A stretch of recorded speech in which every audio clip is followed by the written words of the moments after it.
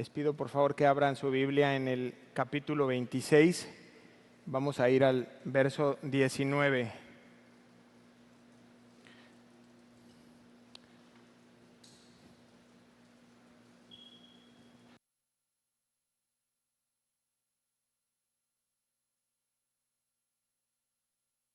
¿Ya estamos ahí?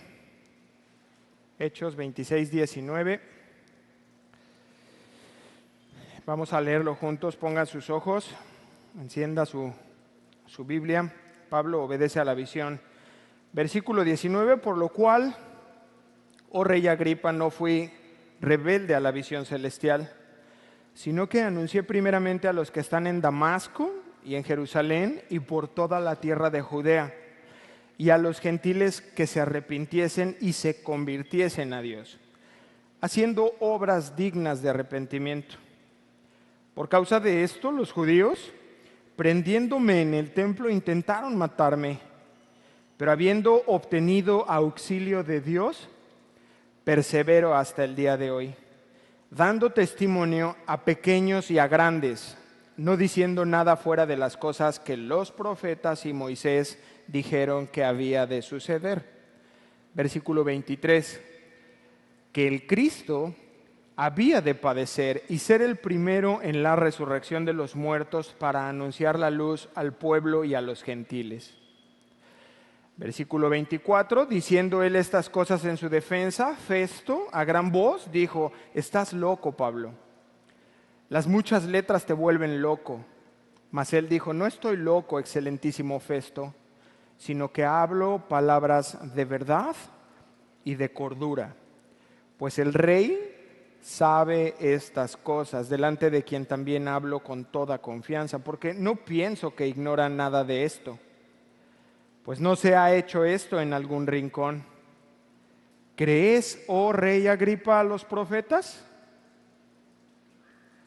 Yo sé que crees. Entonces Agripa dijo a Pablo: por poco me persuades a ser cristiano.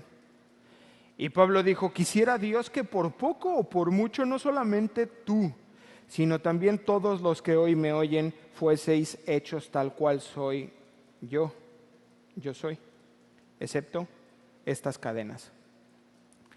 Cuando había dicho estas cosas, se levantó el rey y el gobernador y Berenice y los que estaban sentados con ellos, y cuando se retiraron aparte, hablaron entre sí diciendo: ninguna cosa digna de muerte ni de prisión ha hecho este hombre. Y Agripa dijo a Festo: ¿podía este hombre ser puesto en libertad si no hubiera apelado al César? Acompáñeme a orar, por favor. Señor, damos muchas gracias por tu palabra. Gracias de verdad, Señor, por permitirnos estar aquí juntos, por esta hermosa mañana que has permitido que estemos aquí. Señor, hay un propósito del cielo al estar aquí. Te pedimos que no nos vayamos sin haberlo descubierto, Señor. Señor, pedimos la ayuda de tu Espíritu Santo para poder discernir tu palabra, Señor, para poder alcanzar a escuchar tu voz y entender qué quieres mostrarnos. Háblanos esta mañana, Señor. Habla, que tu siervo oye, dice tu palabra.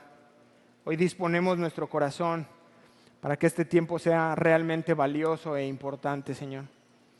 Pedimos de tu ayuda para que el predicador pueda ser un instrumento en tus manos, Señor, y pueda manifestar de manera correcta y limpia tu palabra, Señor.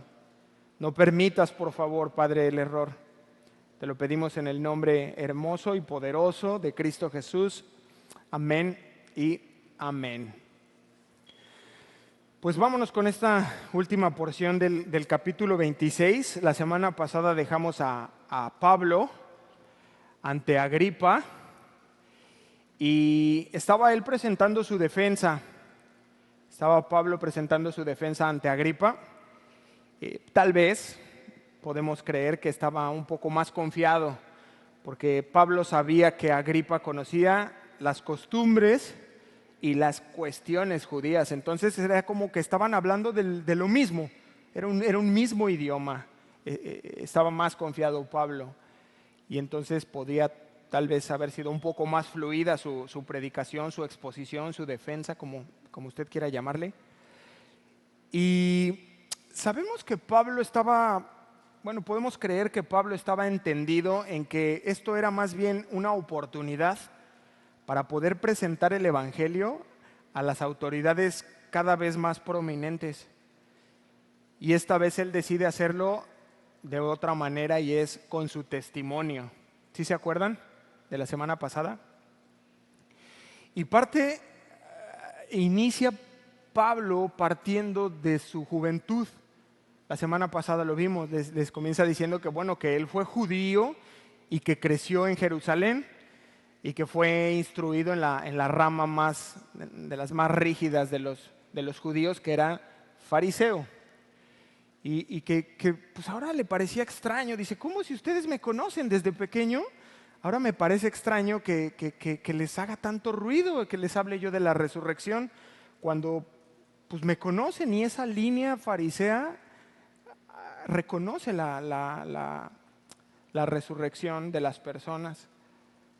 A diferencia de los saduceos, que ellos de manera determinante rechazaban esa posibilidad de la resurrección.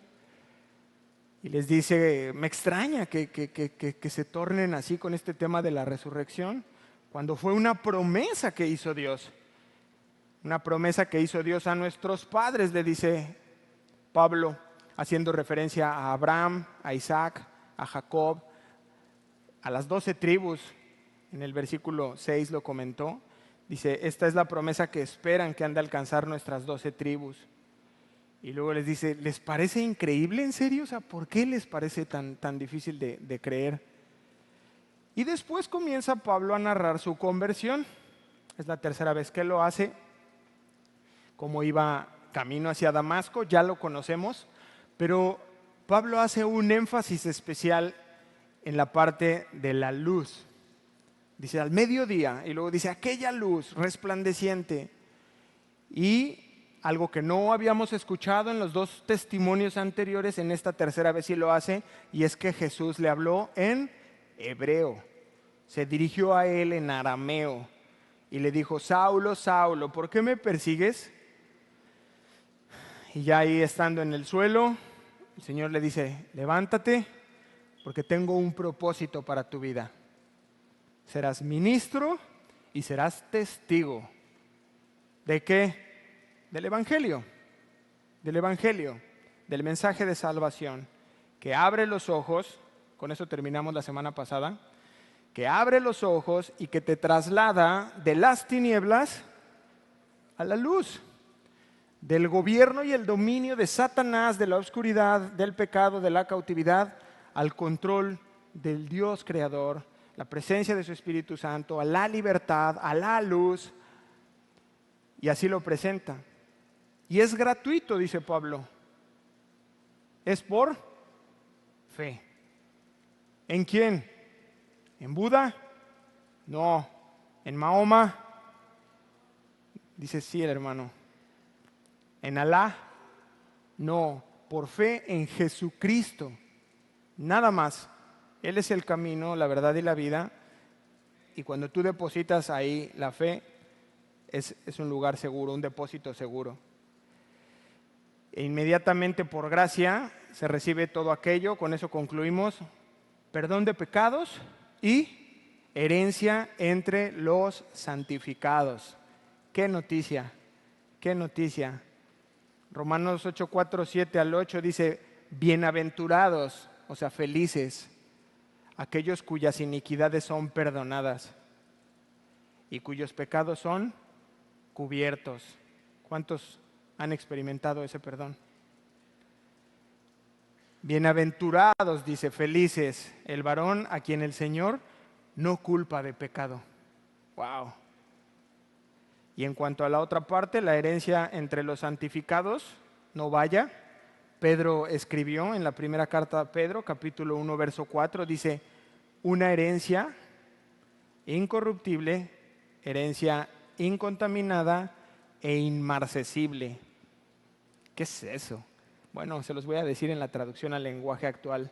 Recibimos en ese momento que depositamos la fe en Jesucristo, perdón de pecados y una herencia que no puede destruirse, no puede mancharse, como el mantel que estaba poniendo hoy, impecable, sin mancha, y no puede marchitarse. Todo en esta tierra se marchita, se mancha y se destruye, pero esta herencia no se destruye. ¿Usted qué elegiría? Jóvenes, ¿qué elegirían? Porque hay personas que rechazan el Evangelio. O sea, tú se los presentas y lo rechazan. Y hace algunos años yo les explicaba a los jóvenes en la clase esto. Y les decía, un billete de 20 y uno de 1000. ¿Cuál agarrarías? Contéstenme. ¿Ah? El de 1000. Ay, qué listos. ¿Y qué cree que hacen las personas? Toman el de 20. ¿Alguien que me lo pueda explicar? Pero así es. Y rechazan el Evangelio, y rechazan el perdón de pecados, y rechazan la herencia que no se marchita, que no se mancha, que no envejece. Si hay alguien que me lo pueda explicar, por favor, al final me avisa. Toman el de 20. Y Pablo, llegó su momento, igual que usted y que yo, como la historia del tiempo, antes de Cristo y después de Cristo. Y fue en aquel desierto rumbo a Damasco y él toma una decisión. Y ahí partimos hoy. Ponga sus ojos ahí en Hechos 26, 19. Por lo cual, oh rey Agripa, ¿no fui qué? Subráyalo en tu Biblia. Subráyalo, por favor, rebelde. No fui rebelde a la visión celestial. Entonces vemos aquí que Pablo, ¿qué hizo? Toma su decisión. Diga decisiones. Tú y yo tenemos que tomar decisiones. Y Pablo tomó la suya. Y esta decisión, queridos, es personal. Me encantaría poder decidir por ti muchas cosas de tu vida y decirte, no, es por acá, ya lo decidí. Pero no es así. Esta parte Dios la determina para ti y Él solos. Y que tú digas, sí, Señor, o no, Señor, te rechazo. No me interesa tu perdón de pecados, no me interesa ninguna herencia incorruptible. Me interesan los placeres, me interesa hacer mis planes, me interesa viajar, me interesa estudiar, me interesa el gimnasio, me interesa hacer la mía. Por ahora no me interesa. Y Pablo dice que no, que él toma su decisión, rey Agripa, y le dice, no fui rebelde. Porque cuando tú dices no, ante tal amor, tú quedas en una posición de rebelde. La Nueva Versión Internacional lo traduce como desobediente. Ahí te quedas tú, es tu nueva posición. Ante tal gracia, ante tal amor, ante tan grande misericordia y tú la rechazas, ahora quedas en un estatus de rebelde. Aplicación. Fíjese qué importante es la obediencia. Obediencia. Yo lo he compartido antes y a mis hijos está la plancha allí caliente y les digo, no la vayan a tocar, está caliente, te vas a quemar. ¿Y qué cree que hacen? Porque te voy a obedecer. Se queman. Y a veces tenemos que dejar que se quemen, que pasen situaciones así. Y entonces ya es cuando le llamo y le digo, mira, eso es lo que pasa cuando uno es desobediente. Había una instrucción, una orden delante de ti y tú decidiste hacerla a un lado y ahora ya te quemaste. ¿Me estoy dando a entender?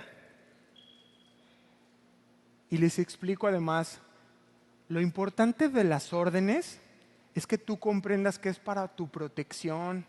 Yo sé que no te gusta, yo sé que te incomoda, yo sé que la carne lucha y pide lo suyo, pero quiero que entiendas algo, es por tu cuidado. 1 y 2, tú llevas el daño. Entiéndelo, hijito. Yo no lo llevo, yo no me quemé. ¿Quién fue a tocar la plancha? ¿Quién le dijeron que no? A ti, por cuidarte, y tú quisiste tocarla, tú llevas el daño. Si entendiéramos esta parte, hermanos, no lucharíamos tanto con las normas de Dios, que yo entiendo ahora, Señor, la verdad no me gusta. Yo quiero hacer esto, yo quiero ver aquello, pero tú dices que no y voy a obedecer porque es para mí protección. Y porque además entiendo que si yo voy y hago eso que tú no quieres, ¿quién lleva el daño? ¿Tú, Dios? ¿Mi esposa? ¿Yo? Si entendiéramos esa parte, y quiero que quede bien aterrizado, por lo tanto quiero tomar un par de ejemplos. Les digo a los jóvenes, ¿te casas o no te vas a casar? Ahí están las dos opciones. Porque Dios estableció el matrimonio, así lo creó Dios. No, pero la respuesta juvenil, no, pero un papel no hace la diferencia. Ok, vuelvo al punto. ¿Te vas a casar o no te vas a casar?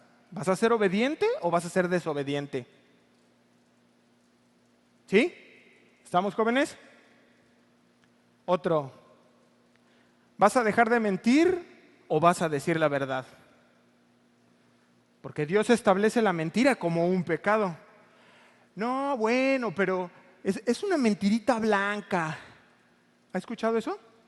O luego ya muy hábiles, bueno, mira, es que la verdad, o sea, le dije toda la verdad, solo al final es mentira. ¿Vas a decir la verdad o vas a mentir? No le busques. ¿Vas a obedecer o vas a desobedecer? No hay medias tintas. ¿Está bien así o me sigo? Uno más. ¿Vas a tener fe o vas a dudar?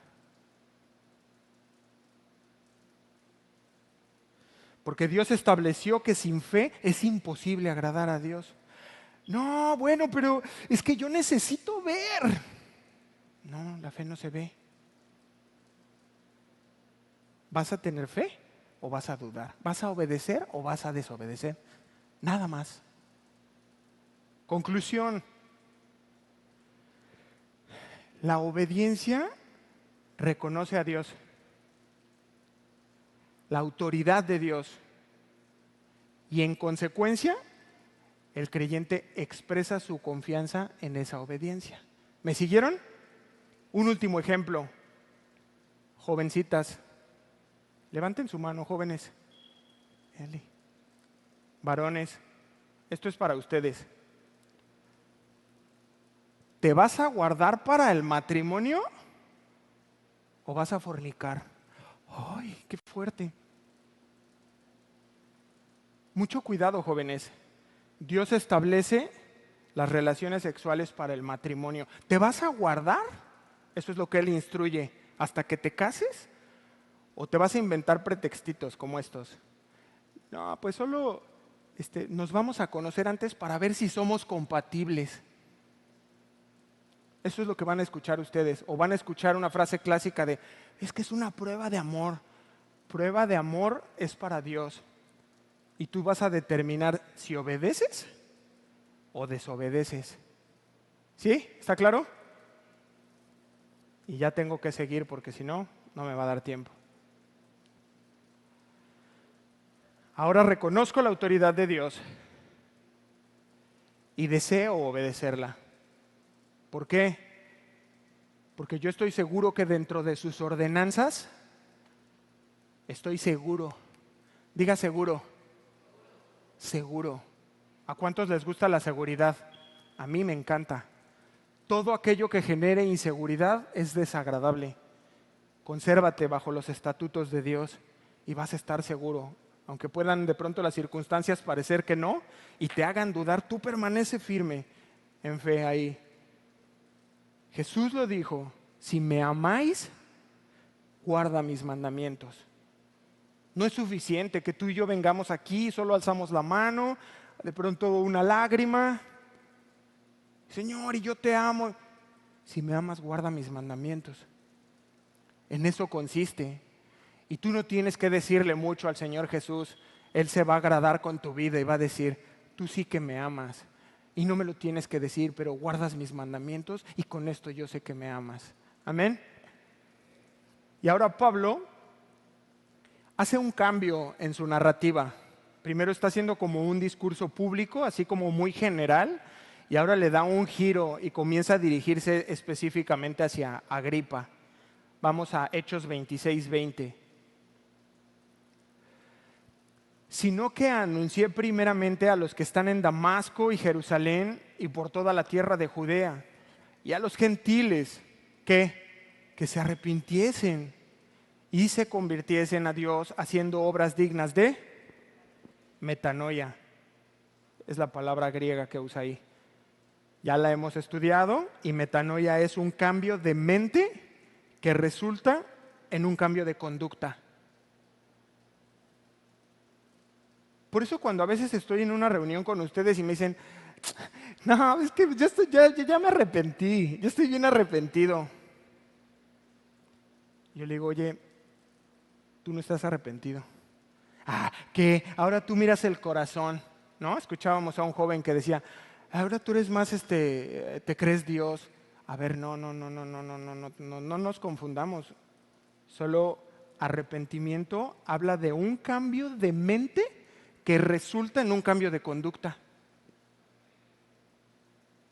Yo estoy arrepentido de la forma en que vivía antes y cómo hablaba. Una cantidad de groserías y ahora no me espanto, pero entendí que no tiene ninguna función. Estoy arrepentido de ese estilo de vida y ahora no las uso. Eso habla del arrepentimiento, un cambio de conducta. Venía haciendo esto, lo lamento tanto que ahora vivo de esta manera. Un giro total a tu forma de vida. Versículo 21, por causa de estos, los judíos, prendiéndome en el templo, intentaron matarme.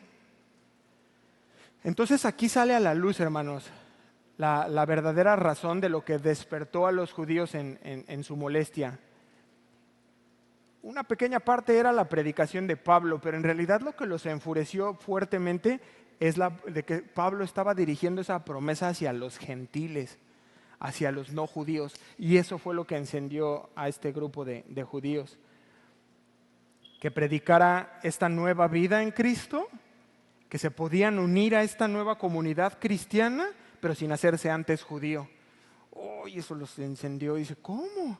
Claro que no, claro que primero tienes que empezar a comer de esta manera, hablarle a Dios de esta manera, usar estas palabras, hacer estos rituales, y entonces podrías aspirar a ser cristiano. Pero tú, ¿qué te pasa, Pablo?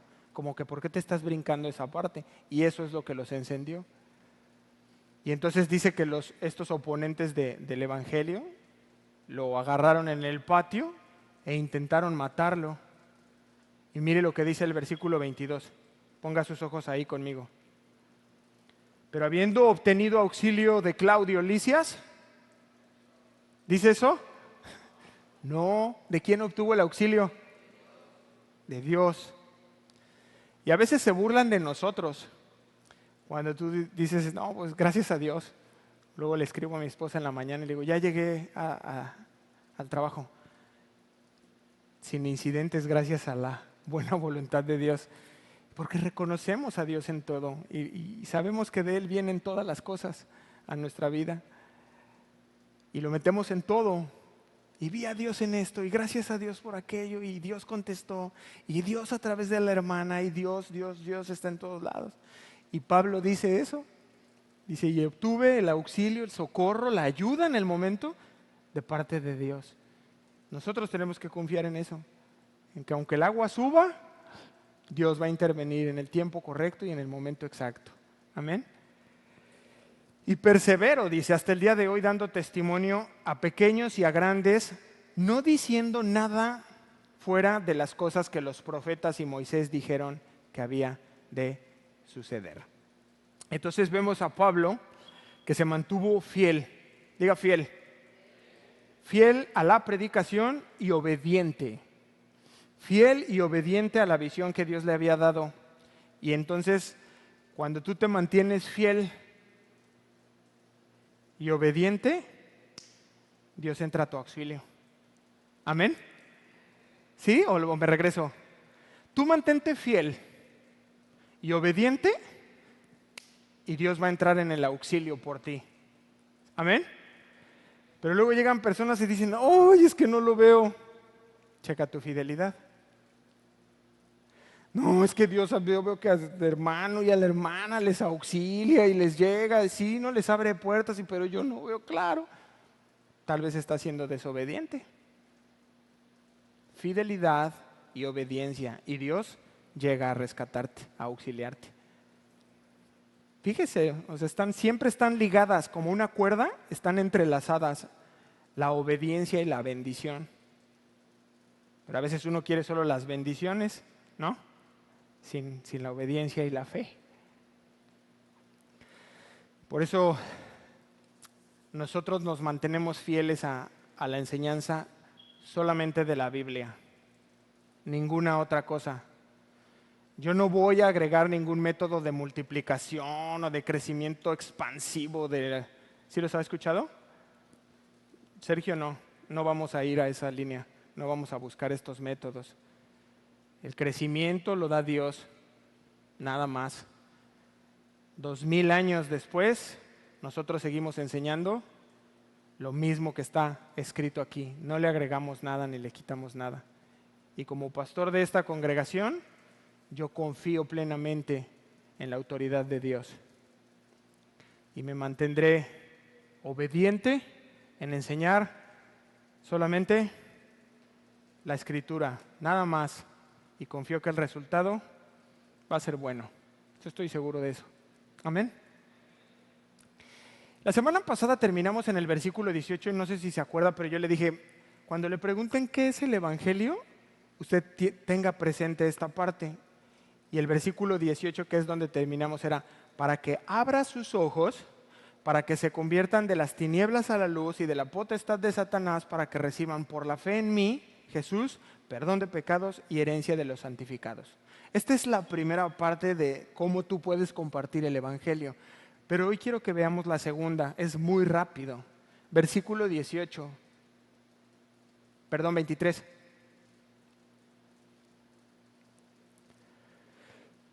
¿Qué es el Evangelio? El Cristo que había de padecer y ser el primero de la, ¿qué? Subráyelo, por favor. Resurrección de los muertos, para anunciar ¿qué? Otra vez el tema de la luz. Luz al pueblo y a los gentiles. Mire, le voy a leer este versículo en la versión traducción al lenguaje actual y tal vez nos arroje un poco más de claridad. Hechos 26, 23 dice que el Mesías tenía que morir, pero después de 3 días resucitaría y que sería una luz en la oscuridad para salvar a judíos y a no judíos, otra vez tocando la llaga. Pero la pregunta específica es, ¿Pablo vio a Jesús resucitado? Sí. Saulo, Saulo, yo soy Jesús, le dijo, a quien tú persigues. Y Pablo dice, wow, si el que me habla es el que murió en aquella cruz, por tanto, resucitó. Y viene un choque en la conciencia y en el corazón de Pablo de ¿cómo es esto posible? Y si entonces esto es verdad, y en ese momento se rompen todos sus paradigmas, todo lo que él había pensado, todo lo que él había creído, todas las cosas que había hecho en contra de la iglesia caen en ese momento al suelo. Por lo tanto, la vida, la muerte y la resurrección de Jesús son la forma en que debemos proclamar el Evangelio. Porque si tú vas en la calle y le preguntas a la gente, oye, hola, buenas tardes, una preguntita, dígame, ¿Jesús vivió? ¿Qué te contesta la gente? Sí, no, mira, de hecho tuvo 12 discípulos, o sea, la gente reconoce a Jesucristo y que vivió. Ok, oye, otra pregunta, ¿lo mataron? Y la gente en la calle, te lo puedo asegurar, casi dice, sí, pues él vivió y lo colgaron en una cruz. Es más, mira, yo tengo en mi casa un crucifijo, o sea, sí creo que eso sucedió. Ok, Pero ya no es igual cuando tú lo llevas al tercer punto y le dices, oye, ¿y resucitó? Ahí ya las personas se quedan como, ay, no, nunca había pensado en eso. Pero nosotros tenemos que incluirlo dentro de nuestra predicación, dentro de la evangelización. Cuando tú hablas, usualmente decimos, no, es que Jesús dijo, y Jesús enseñó, y el perdón de pecados y tal, pero casi nunca, o no sé, al menos yo, no incluimos la resurrección. Y es parte medular del evangelio. Pablo, los 11, los 500, dicen, sí resucitó, sí resucitó. Por lo tanto es importante. Y entonces lo que fue dicho por los profetas sobre el nacimiento de un Mesías y todo eso, entonces es verdad. Y si esto es verdad, entonces volverá y requiere que tú pongas seriedad en este asunto. Acompáñame a 1 Corintios 15, capítulo 15, versículo 14, por favor.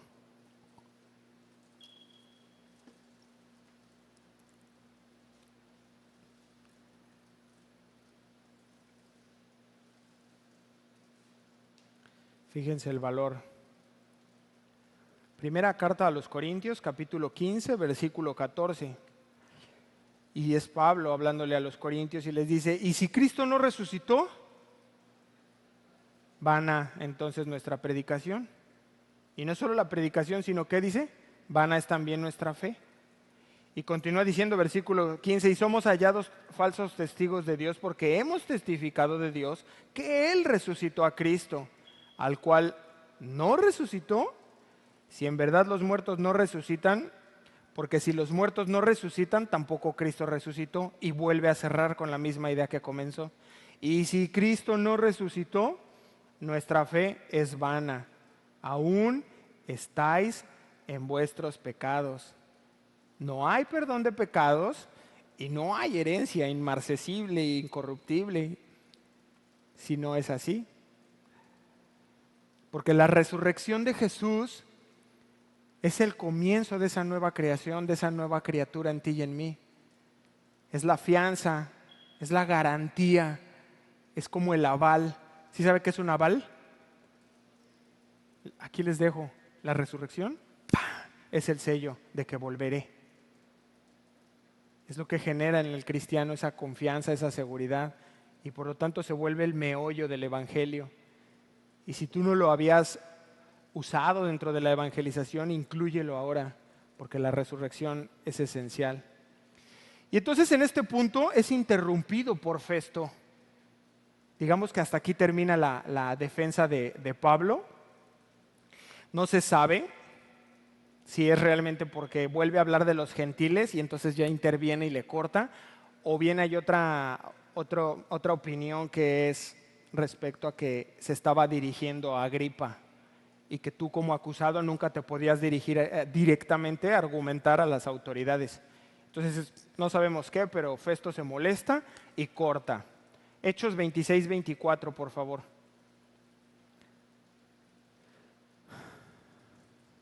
¿Están conmigo?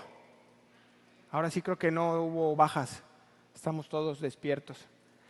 Verso 24, diciendo él estas cosas en su defensa, Festo a gran voz dijo, estás loco, Pablo. Las muchas letras te vuelven loco. La razón por que Porcio Festo llega a este punto y le levanta la voz y le grita es porque él sabía, este Jesús del que tú estás hablando murió. Un homólogo mío lo mató, yo lo sé. Poncio Pilato, gobernador, lo mandó matar y ahora tú vienes a decir que resucitó. Y no solo eso, sino que hablaste con él. Estás loco, Pablo le dice. Esto es una auténtica locura y corta el discurso. Dice, cualquier romano inteligente sabe que una persona muerta no vuelve a la vida. Y eso te dicen las personas afuera. Cuando tú les dices eso, estás loco, dicen. ¿Cómo tú vas a creer todo esto de Jesús, de la cruz y de la resurrección? Y Festo tipifica a este tipo de personas que son razonamiento. no me encaja esto de un Dios y 3 personas. No entra rechazo. Él tipifica este tipo de personas.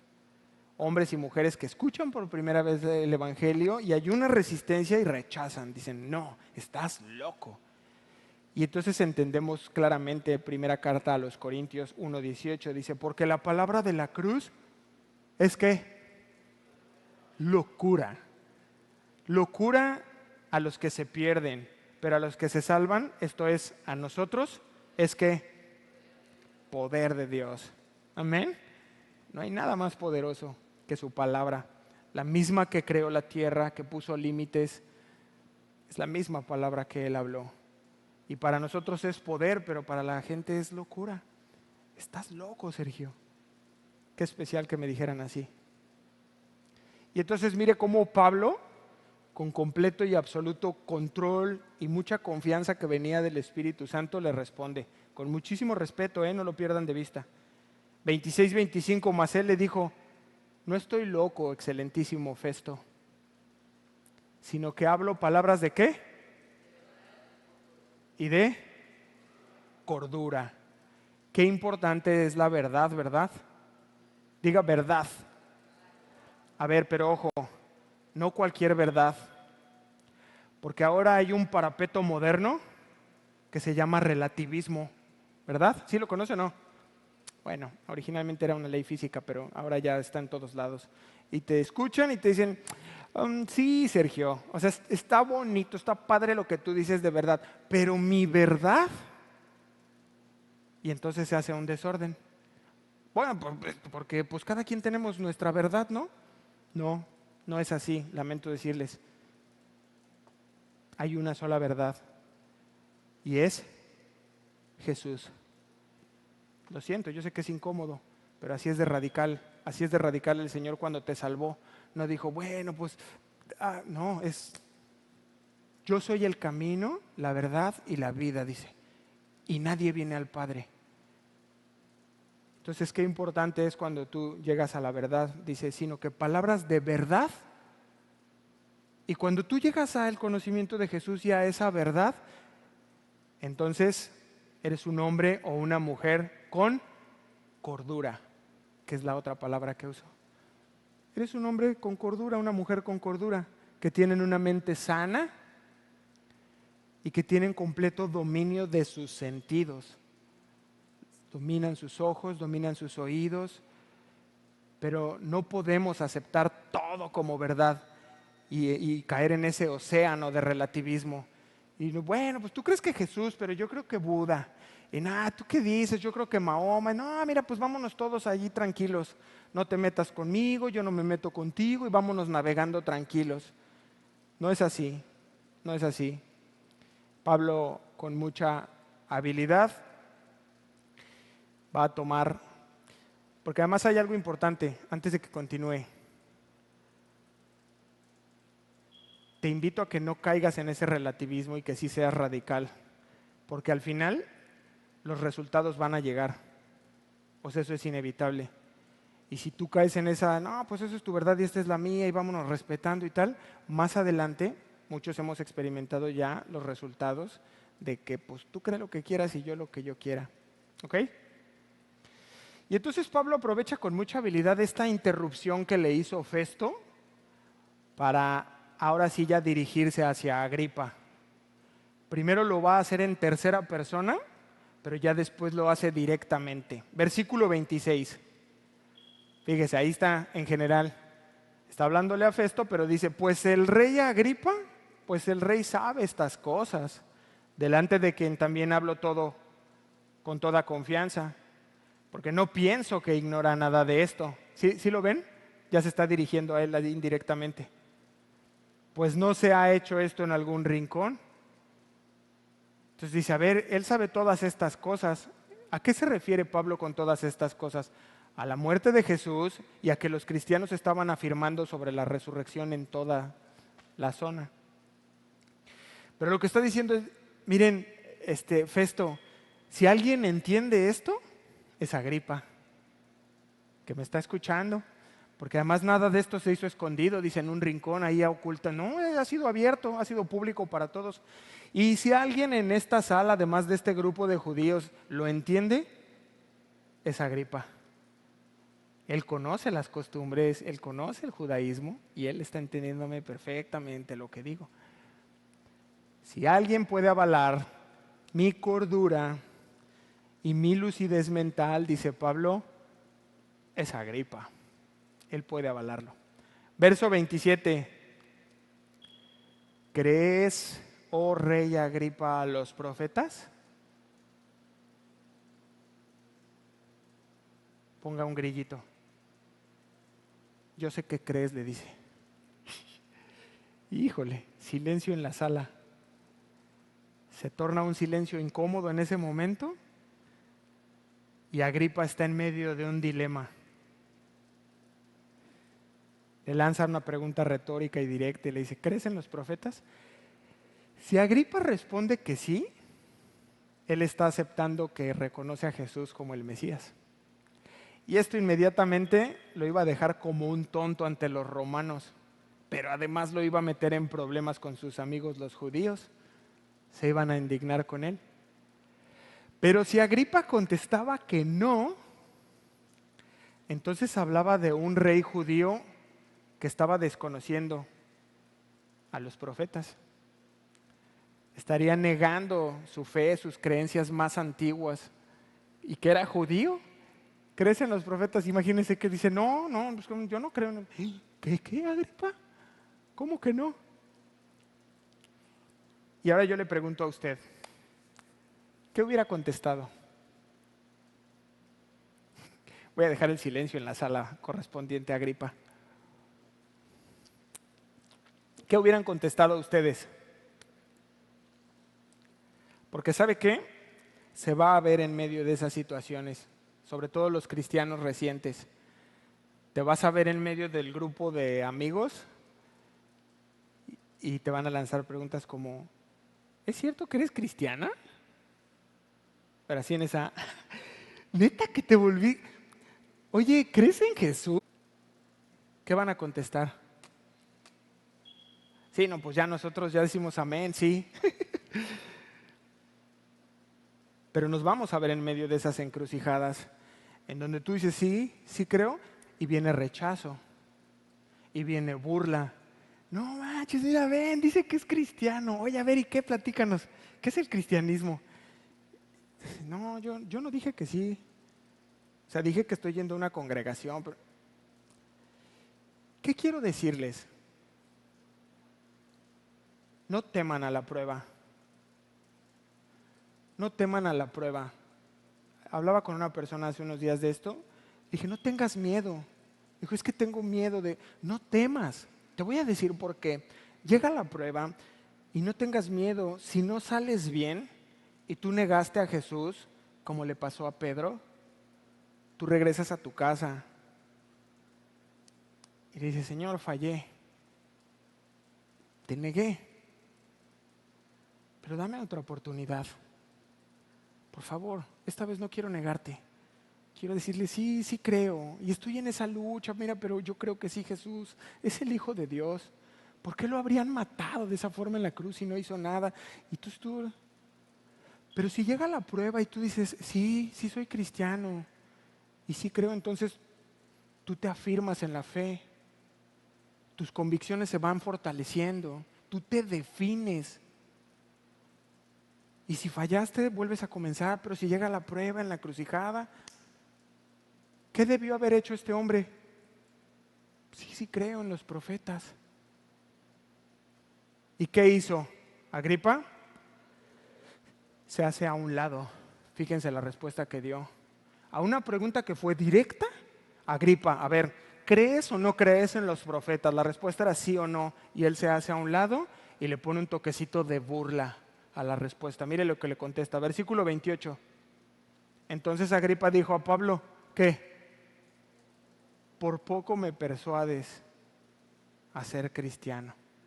¿Qué habilidad tienen las personas de hacerse a un lado? Ni sí ni no, solo se burló. La versión a traducción al lenguaje actual, esta la hace como una pregunta y le dice, ¿en tan poco tiempo piensas que me puedes convertir en ser cristiano? Le dice a Agripa. ¿Qué es esto?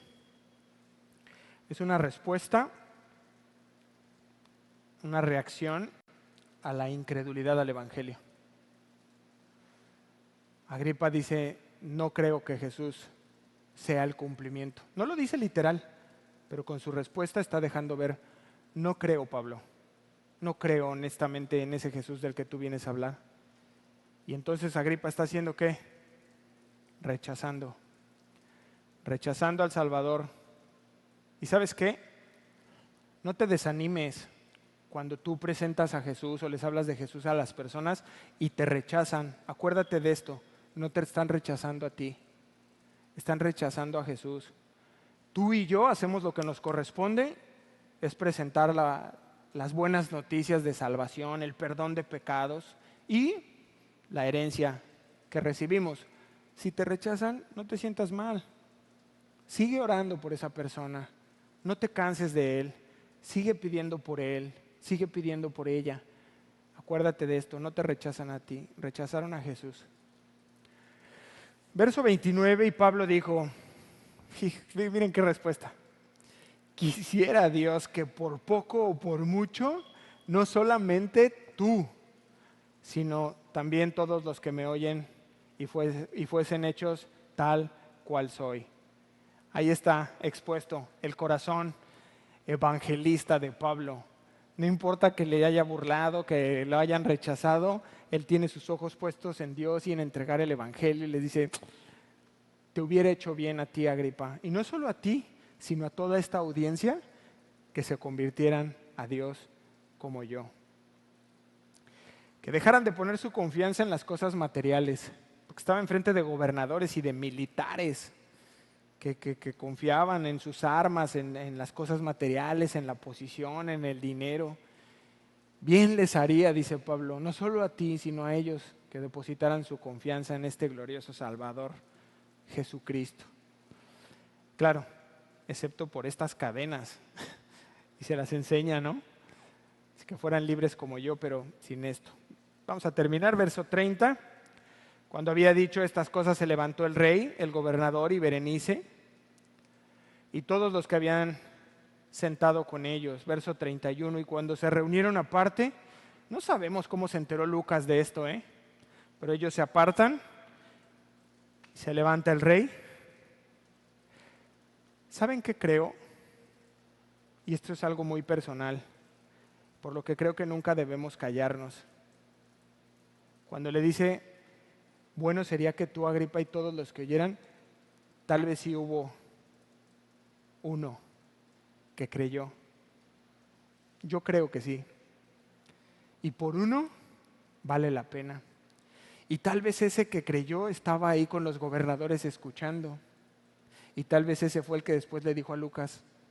Lucas le dijo, ¿qué pasó ahí? No, pues se reunieron y dijeron que no encontraban ninguna cosa digna de muerte.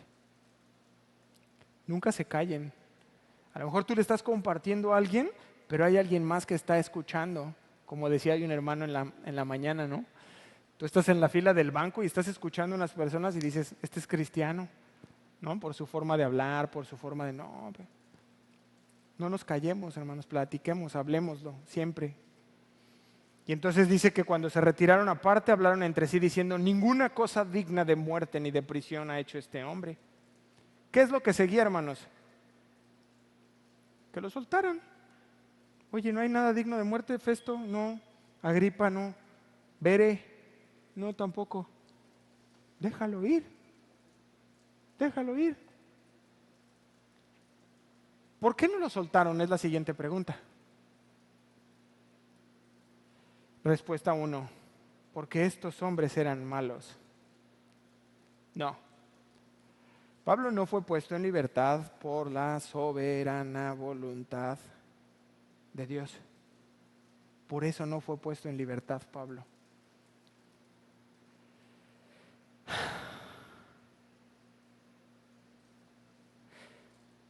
Pablo entendía esto.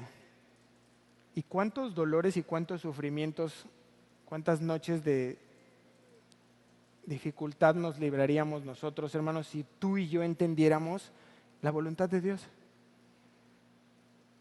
A lo mejor si hubiera sido yo, oye, Agripa, pues si no hay nada contra mí, suéltame, déjame ir libre, debo predicar.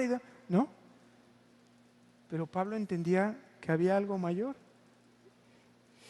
Y cuando tú entiendas que la voluntad de Dios es soberana, vas a dejar de luchar así. Ah, es que tú no sabes, Sergio, pero es que yo amaba a mi madre. A ver, sí, pero todos vamos a morir. Y cuando tú y yo entendemos esta parte, y te lo dice un huérfano, ¿o qué querías? ¿Que se quedara aquí toda la vida? Muriendo tus nietos, tú, tus bisnietos, y de ahí está mi mamá. No. Pero cuando tú y yo entendamos esta parte de, a ver, esto es la voluntad de Dios, dejas de luchar. Oye, es que está sucediendo esto. Es la voluntad de Dios. No, no lo puedo creer. Bueno, parece malo para ti, pero espera. Y más adelante lo vas a entender. Versículo 32, y Agripa dijo a Festo, ¿podía este hombre ser puesto en libertad si no hubiera apelado a César? La verdad es que Félix podía haberlo dejado en libertad, Festo podía haberlo dejado en libertad, eran los gobernadores, sí podían haberlo hecho, pero no fue así por voluntad de Dios, y Pablo finalmente había predicado con mucho poder el Evangelio, entendiendo este propósito de parte de Dios en su vida. Y bueno, por fin, después de 2 largos años de espera, ha llegado el cumplimiento de la promesa que el Señor le había hecho a Pablo. ¿Se acuerdan? Hechos 23:11 le dice, ten ánimo, Pablo, pues como has testificado de mí en Jerusalén, así es necesario que testifiques en Roma. Y ha llegado el momento de ir hacia Roma. Con esto terminamos por hoy.